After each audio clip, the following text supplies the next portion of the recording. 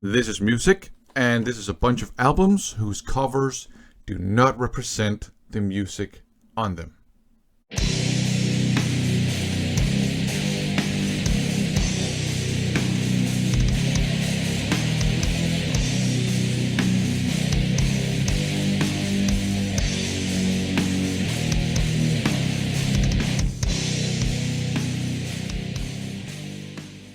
Stormwind79 has launched a really cool thread. Stormwind79, a great channel here on YouTube dedicated to collecting physical music media. He shows a lot of death and black metal, but also other genres. It's a great channel. He really goes in depth with the CDs and records that he shows. So great stuff. If you don't know his channel, check it out immediately. Subscribe to it. It's great stuff. Now, the theme of his thread is don't judge a book by its cover, or maybe it should be don't judge an album by its cover, because the idea is to show 5 albums whose covers are great or interesting, but the music is perhaps boring or bad or something like that. And then also show 5 albums whose covers are not great or boring, but the music itself is great or interesting. So here is my contribution. I will start out by showing 5 album covers that are great or interesting, but the music itself is not that great. And I'm going to have to cheat a bit here, because this is really hard for me, because I don't have a lot of albums in my collection that I don't like. There's always something on them that I like, maybe a song or two, maybe half of the songs or whatever. So most of the things I'm going to show you, with one exception, will fall under this heading. Let's get to it. Up first, you got this one here, Nemesis by Axe, and great piece of cover artwork here. Looks awesome. Maybe, looks like some speed metal or something like that. But we're dealing with hard rock bordering on AOR. There's some metal elements too, and there's nothing wrong with that actually. It's just that half of the songs on this album are a bit underwhelming to me. The other half are decent to great, but the underwhelming ones are a bit, the lyrics are a bit dumb, and some of them are a bit boring. The good songs are really good, really enjoyable, but I don't feel that this cover artwork represents the music on the album that well. It's not a bad album. If you find a cheap copy, which is what I did, I think it doesn't hurt to pick it up. And they have released some other albums that are actually much better. Up next, Catalepsy's Bleed. The cover artwork here is absolutely awesome. It's this eye that looks kind of human, but not entirely human. It looks very realistic as well, the way it's painted or however it's created. Awesome piece of cover artwork. This is a matter of, I guess, musical preference. The music is deathcore. It's kind of generic deathcore. And if you love deathcore, that's obviously a good thing. I'm not a big fan of deathcore, so to me, this music gets boring really fast. That's, just doesn't do it for me. There's one song I think on here that's interesting, and the rest is just generic deathcore to my ears. Again, if you like deathcore, it's great. I'm not a big fan, so it's just a boring album to me. But the cover artwork is absolutely fantastic. Up next, this will get me lynched. Demon, Night of the Demon. I have to immediately say this is a good album. This is not bad. The cover artwork, if you look at it and you don't know that this is from the 80s, you will probably expect it to be some kind of brutal music or extreme metal, maybe death metal, maybe death doom, maybe black metal or something.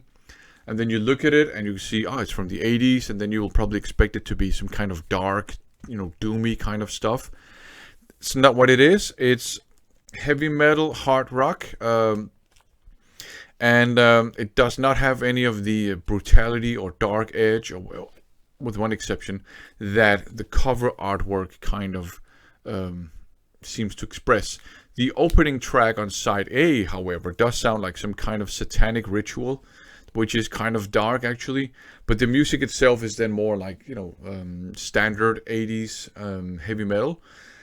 I would say side A is actually awesome. I love side A. Side A is a near masterpiece, to be honest. It's just like not dark and brutal or whatever like this cover artwork would have you believe. Side B is a bit underwhelming. It's not bad at all, to be honest, but it's just, you know, the songs are a bit more meh to me. But side A is actually fantastic. So, you know, if you find a cheap copy of this, or maybe just a reasonably priced copy of this, and you like 80s metal, I think you should pick it up because it is a good album. Side A is brilliant. Side B, a bit underwhelming to me, but maybe you like it. The cover art is fantastic. And, you know, Demon, you know, actually they are a pretty good band, and their albums are generally very good. And that applies to what I just showed you. It's just, you know, side B not being super great to my ears. Up next, this will get me lynched too, probably. Motley Crue's Theater of Pain. The cover artwork I think is great. This kind of like sad face, happy face, theater kind of theme that's going on. And it's very well made, I think. I mean, the cover artwork is very well made. This is the kind, if I had it on vinyl, I would probably hang it on my wall somewhere. But the music, I gotta say, is incredibly boring. There are some good songs on here for sure. There are also some very, very bad songs. Home Sweet Home, I think, is an atrocious ballad. I know a lot of people like it. I can't stand it. There are some okay songs on here, but most of them are just generic and boring and lack energy to my ears. It's probably the weakest album with Vince Neil on vocals, you know, up until the self-titled one with John Corabi. So, and I haven't really paid attention to Motley Crue after Vince Neil returned. But of the first run of Vince Neil albums, I think this is the weakest one. I think it's boring, to be honest. There's some decent songs on it, right? And a couple of good songs. But for the most part, I find myself just skipping forward to those songs. But the cover artwork is really good. I really like it. And I like that the tear on the sad face is a tear of blood. Up next, Here in the Now Frontier by Queensrÿche. This is a really interesting piece of cover artwork. And also kind of like the pun on the title here. It's spelled H-E-A-R, like to listen. And that kind of the pun, like here in the now frontier. So you got this kind of desert wasteland, kind of like in the wild frontier somewhere. And then you got some ears in jars. So that's the hearing part. So it's a very interesting piece of cover artwork, but the music is just really boring. This is a bad album. I don't think there's any song on here that's good at all. It's just boring. Pseudo grunge. I think it's Queensrÿche trying to maybe ride the grunge wave a bit, failing miserably. A terrible album. So this is one of the few albums, along with Catalepsy, that actually I don't like anything on the album. But very, very interesting piece of cover artwork. To me, this was the beginning of a long, long downward spiral of just mediocre and boring and outright bad releases by Queensrÿche. The only one up until they kicked out Jeff Tate and hired Todd Latour. The only one that I think is kind of okay is Mindcrime 2. The rest don't do it for me, and this one is kind of the start of that downward spiral. For me, I know there are a lot of people that are fans of the more alternative rock grunge era Queensrÿche. That's great. I'm not. I think it's boring. But the cover artwork is really, really interesting. Is it really like a progressive metal cover artwork, right? Shame. So those were some albums that had like great pieces of cover art, but the music was kind of boring. So let's turn to the other category. Kind of not great cover artwork, but actually great music.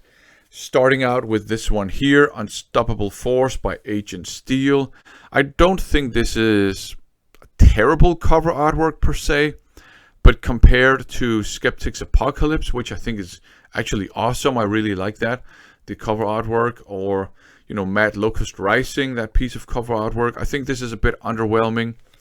And it's also kind of hard to figure out what's going on. It looks like you got some kind of stone or rock kind of material, and then you got lasers shooting out of it or shooting into it. I don't know. And it looks very kind of low budget as well. Not a great piece of cover artwork. The logo is awesome though. But the music on here is great. Agent Steel, legendary speed metal band. I don't think this album here is as speed metal-y as people make it out to be. There are some fast speed metal songs on here for sure, but I think they're more kind of like traditional heavy metal songs at that tempo than you got speed metal songs. But it's a fantastic album nonetheless. All the songs on here are just great from beginning to end. The cover artwork does not reflect the actual quality in the music on these songs on this album. Fantastic album. If you find a copy and you like your traditional metal or your speed metal, I think you should pick it up. It has been reissued. I think it's on High Roller. This one is an OG, so pick up the reissue or an OG if you can find it. It's really, really, really good stuff. But the cover artwork is maybe a bit low quality.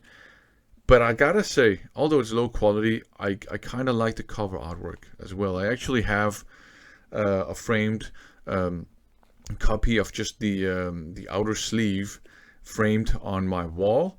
And it was one that I bought some things from High Roller, I think it was. And they had just used it as a stiffener.